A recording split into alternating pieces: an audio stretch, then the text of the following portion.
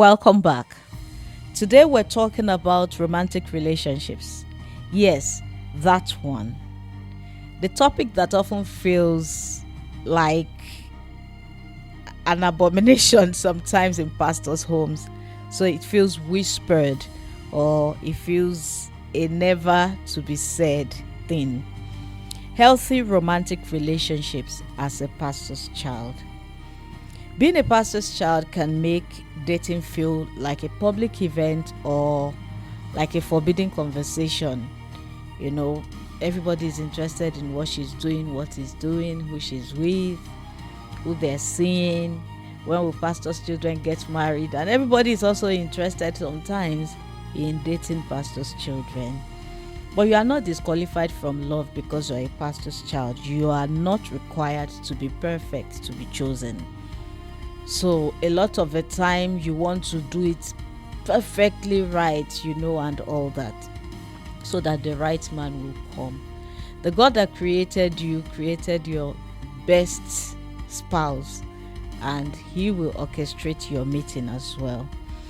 We must know that healthy love is not secrecy, it is not rebellion, and it is not performance. Sin thrives in secrecy. Abuse thrives in secrecy. Every other thing that you can consider thrive in secrecy. So it is important to understand that you are permitted to love. You're permitted to feel. God put all those hormones in you. The desires, God knows that they are there. And your parents are very aware that they are there.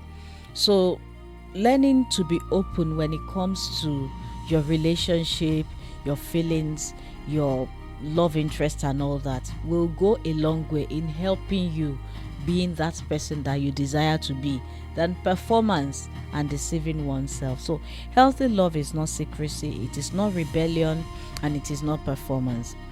Your parents as pastors understand that at some point in your life you are going to get to the stage where love becomes a thing. So healthy love is mutual respect. It is emotional safety, it is shared values, and it is a space to grow.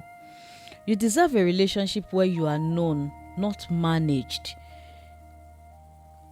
All right? A relationship where you are known, not a relationship where you're being managed, because you have to. So you deserve a relationship where you are known, not managed. A relationship where your calling is respected, not competed with. And these are the things you discover, these are the things you identify when you avoid secrecy. No one is saying the moment you start a relationship, the entire congregation should know, but you understand what I mean by secrecy. When it's not like I'm going to be in a relationship for the next 3 years and I don't want anybody to know. Different things will be happening that you also have to bear secretly. So to get a relationship where you are respected, your calling is respected, your purpose is respected, your values are respected. Because love should not feel like pressure.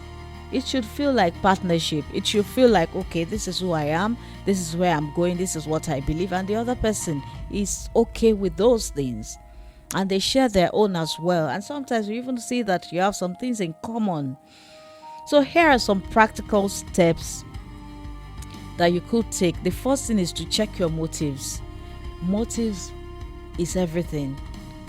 Why are you going into that relationship? Why do you think it's time for you to have a romantic relationship with someone?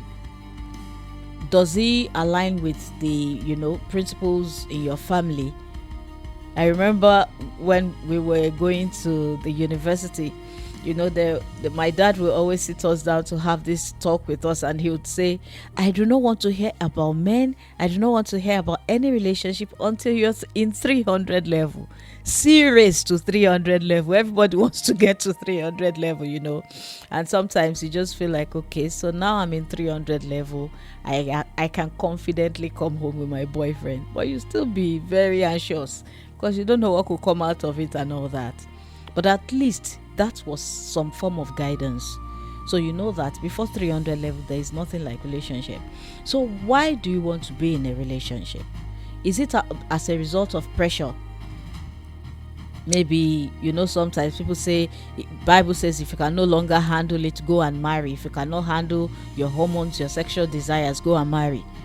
You cannot have a romantic relationship while you are in 300 level because you cannot handle your sexual desires. And then what will happen after? Do you want to marry, or you just want to have the relationship to take care of that pressure? Is it as a result of pressure, or is it as a result of genuine connection that will grow, that will blossom into a beautiful love affair and a beautiful marriage in the end? The second thing is to watch how they handle your faith. This person that you want to be in romantic relationship with, how do they see your faith? How do they handle your faith? Do they always tell you to water it down? Do they tell you it doesn't matter?